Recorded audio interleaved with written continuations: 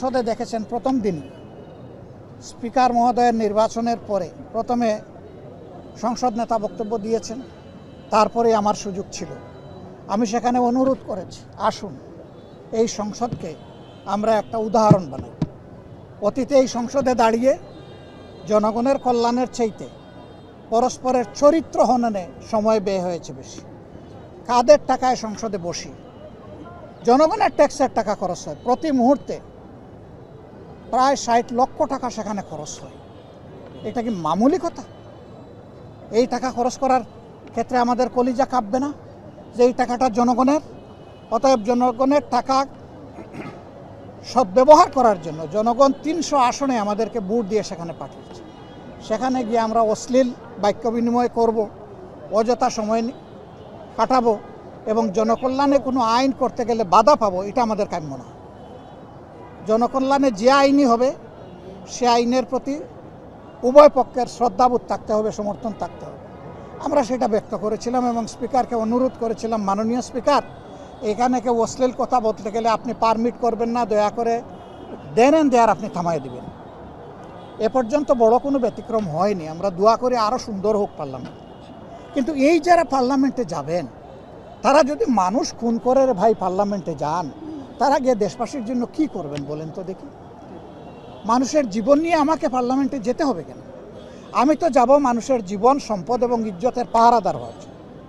সেই আমি লোকটার হাতেই যদি আগে জীবনও চলে যায়, ইজ্জতও চলে যায়, আমার সম্পদও ধ্বংস হয়ে যায়, তাহলে আমি তো আসলে এই ধরনের প্রতিনিধিত্বের যোগ্যতা রাখি না, আমি অযোগ্য। আমরা এই জন্যে আশা করব, আহ্বান জানাবো, ভবিষ্যতে নির্বাচন শেষ হয়নি, আর বহু নির্বাচন হবে। গণতান্ত্রিক একটা দেশে তার কাঠামো নির্বাচনের উপর নির্ভরশীল। সেই নির্বাচনে যেন আর কোনো সহিংসতা না হয়, আর কোনো মায়ের বুক খালি না হয়, আর কোনো বোন যেন বিধবা না হয়, আর কোনো সন্তান যেন এতিম না হয়। আমরা চাইব আদর্শের লড়াই হোক, হাতের লড়াই নয়, অস্ত্রের লড়াই নয়।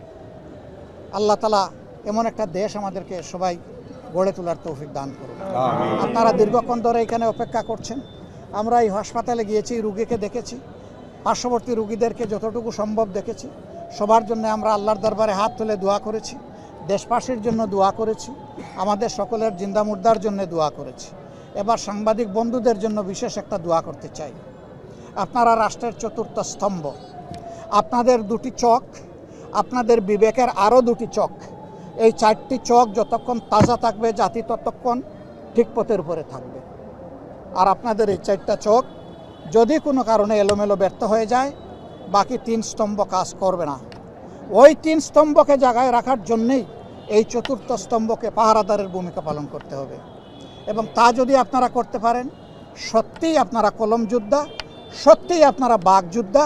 আপনাদের যুদ্ধ, আপনাদের লড়াই মানুষের অধিকারের পক্ষে, সত্যের পক্ষে, ন্যায়ের পক্ষে। কালোকে কালো, সাদাকে সাদা। আসসালামু আলাইকুম রহমতুল্লাহ। সবাই ভালো থাকবেন। কি প্রশ্ন ভাই? হাসপাতাল পরিদর্শন করলেন, আপনার একটা প্রতিক্রিয়া জানতে চাই ছোট করে, যে এই হাসপাতাল দেখেন, এই হাসপাতালে বেড সংখ্যা হলো ডেডিকেটেড বেড সংখ্যা 1000, কিন্তু আমাকে হাসপাতালের সম্মানিত পরিচালক তিনি অবহিত করলেন যে আজকেও এখানে 3700 রুগী ভর্তি অবস্থায় সেবা নিচ্ছে। এবং আই ডু বিলিভ, বিকজ আমি যখন ইমার্জেন্সি দিয়ে ঢুকবো, পাশেই দেখলাম যে মাটিতে শুয়ে আছে অনেকেই। এরপরে দেখলাম কারো পায়ে ব্যান্ডেজ, কারো হাতে ব্যান্ডেজ, কারো মাথায় ব্যান্ডেজ। আমি প্রথমেই ধাক্কা খেলাম এখানে। এরপরে যখন হসপিটালের ভিতরে ঢুকলাম, তিল ধারণের ঠাঁই নাই। হসপিটালের বারান্দাগুলা রুগী এবং তার রুগী, তারপরে ডাক্তার, চিকিৎসক, এখানে আরও যারা আছেন তাদের হাঁটার চলার জন্য, কিন্তু কোনো একটা বারান্দা ওখানে ফ্রি নাই। সমস্ত বারান্দাগুলোকে দুইটা বেড, এইদিকে একটা, এইদিকে একটা, কোনো সুরত চিপাচিপি করে হাঁটতে হয়।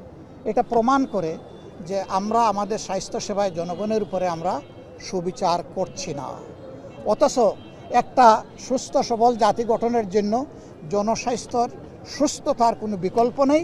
আর এটা কোনো সরকারের দয়ার দান নয়, এটা নাগরিকদের প্রতি সরকারের কর্তব্য আর নাগরিকদের অধিকার এটা পাওয়া। তা আমরা সংসদে কথা বলবো, স্বচক্ষে দেখে গেলাম। পার্টিকুলারলি আমি ময়মনসিংহ মেডিকেল কলেজ হসপিটালের জন্য কথা বলবো ইনশাআল্লাহ। একটা প্রশ্ন করতে চাই, এটা হচ্ছে যে সংসদে গণভোট বাতিল করে একটা গ্রহণ করে নাই, বাতিল করা হয়েছে। আপনারা এটার জন্য আন্দোলনও করছেন, এটার আসলে ভবিষ্যৎটা কি? মানুষ যে আশায় দিল তাদের তো আশা করি ভবিষ্যৎ ইনশাআল্লাহ আপনার আশা পূরণ হবে ইনশাআল্লাহ। লড়াই পর্যন্ত আমাদের চলবে, আমরা থামবো না ভাই। জীবন তো অনেক গিয়েছে, যাক, জাতির জন্য আরো 2-4টা জীবন যাবে, আমারটা গেলেও আমি প্রস্তুত, কিন্তু মাঝখানে কোনো কম্প্রোমাইজ নাই। এক চুলও জনগণের অধিকার কেউ নিয়ে টান দিবে, সে যেই হোক, আমরা এক চুল পরিমাণ ইনশাল্লাহ ছাড় দেবো না। শুধু এইটা না, আরও যতগুলা কালকে কি জন্য ওয়াকআউট করেছি আপনারা দেখেছেন, এগুলা কি আমাদের দলীয় কোনো সাবজেক্ট? এটা জনগণের জীবনের সাথে, তার জীবনের সিকিউরিটির সাথে সম্পর্কিত। এই যে পুলিশের সদস্যবৃন্দ আছেন, তারাও তাদের নিজস্ব ডিপার্টমেন্টে সুবিচার পান না। আমরা সেইগুলা নিয়েও কথা বলতে চেয়েছিলাম, আমাদেরকে কথা বলতে দেওয়া হয়নি। আমরা এই কথা থামাবো না, সংসদের ভিতরেও বলবো, বাইরেও বলবো। তবে সরকার তার দায়িত্ব পালনে এবং জনগণকে দেওয়া তাদের যে ওয়াদা ছিল সেটা তারা লঙ্ঘন করেছে, অন্যায় করেছে, জনগণের উপর জুলুম করেছে, জনগণকে অপমান করেছে। আমরা সেই অপমানের প্রতিশোধ হাল্লা চিল্লা মারামারি করে নিব না, জনগণের অধিকার কঠোর আন্দোলনের মাধ্যমে আদায় করার মাধ্যমেই নিব ইনশাআল্লাহ। আসসালামু আলাইকুম। আর আজকে